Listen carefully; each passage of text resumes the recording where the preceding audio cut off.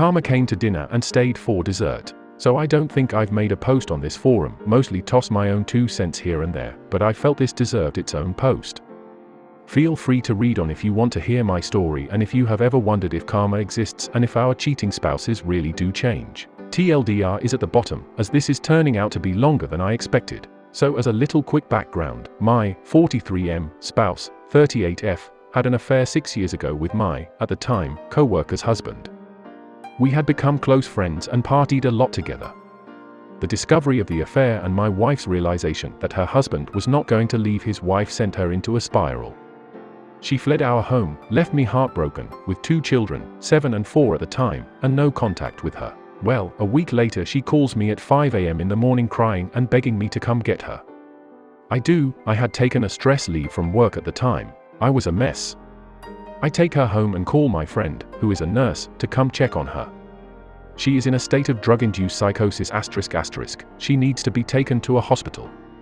I leave my children with the family, take her to the hospital and stay by her side for almost 4 days while she heals. I don't know if I got to feel anything during this period. We finally get her home and she basically spends 3 weeks in bed. I am practically a zombie, doing my best to make sure the kids get fed and go to school and back.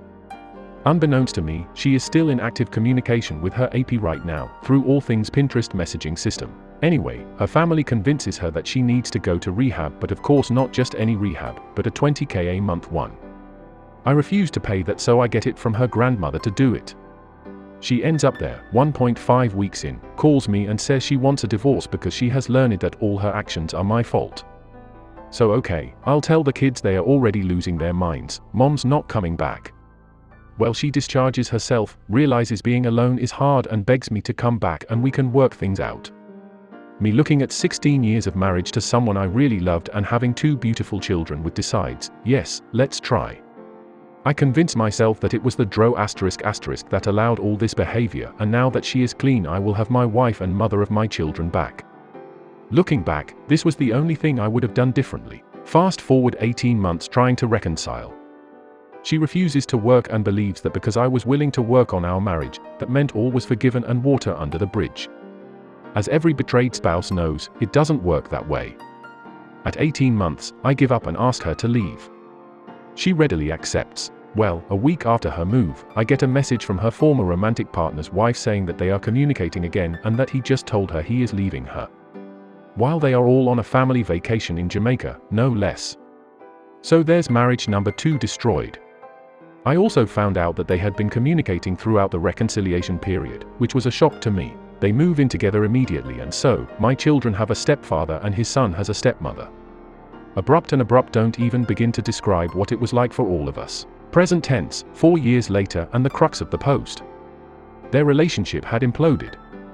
It was always toxic, he had anger issues, she wanted everything her way, which in turn involved me because of the kids. On the plus side, most of the relationship was never about my kids, say a few arguments, but that's about it. Now she has kicked him out because she found out he was seeing a 23-year-old girl behind her back. But not to be outdone, she had been being unfaithful with his best friend and is now trying to date him. This, of course, has thrown him for a loop, and now she has a restraining order against him. The police have been called to her new man's house several times, resulting in her eviction. I have to sit back and look at all this and just shake my head. I am far enough away that I am not screaming with joy over this, but I will admit to a little petty giddiness. I'm safe and happy, my kids are safe and happy, and the consequences of 6 years of bad decisions are hitting home. TLDR, cheaters don't change. And in some circumstances, they only get worse. On the bright side, karma is real. Comments. 1.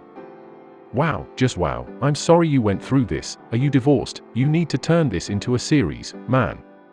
You've checked all the boxes on the insanity meter. OP, oh yeah, divorced for 2.5 years. I forgot to add that her dro **** Y shenanigans and then a year off for her also bankrupted us. I could probably do a whole post for each year of the last 6 if I wanted to. I should have documented more. 3. Dude, you are a survivor.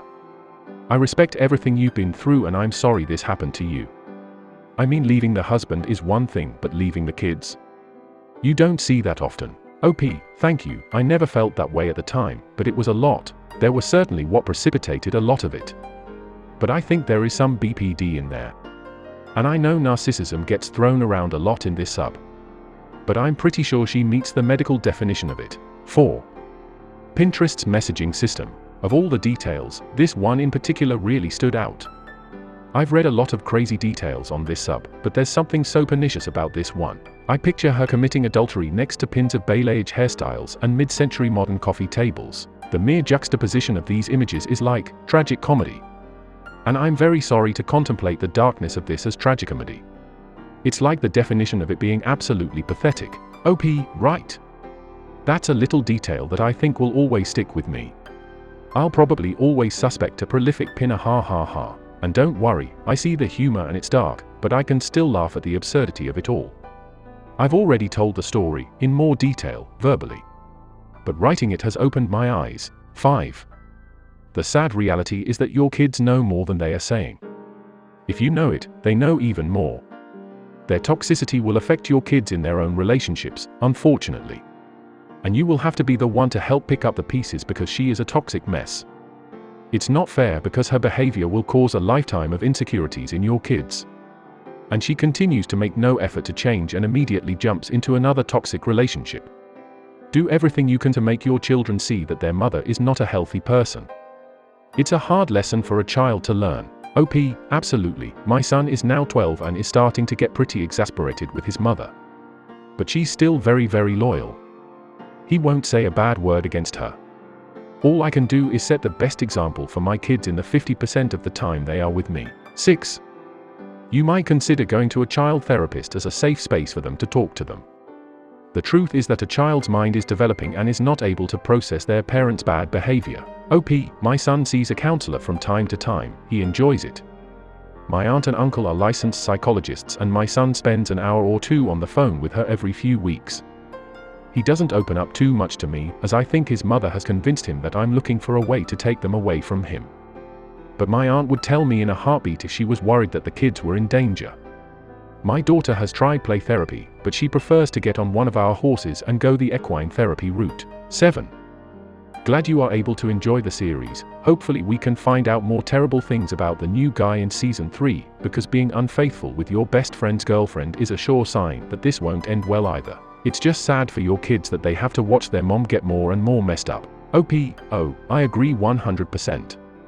But she's in love with him, so she's convinced it's fate, ha ha ha. Luckily, my kids have a rock-solid home life with me.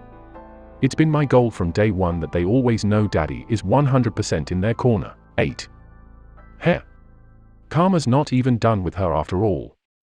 She's the one who messed up the storm. It happened with my ex, too.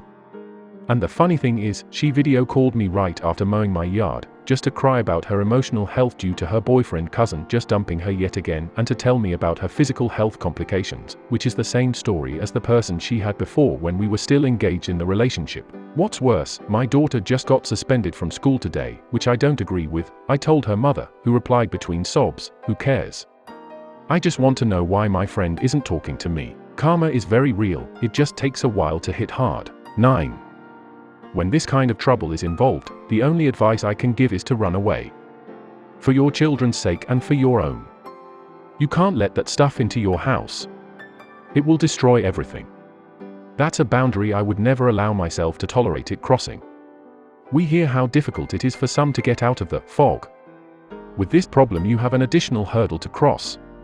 The conditional probability of both of these things being crossed seems to me statistically very remote, just do the math. And the collateral damage to your children and their emotional health and self-esteem of having a bad mother living with them would be too high for me.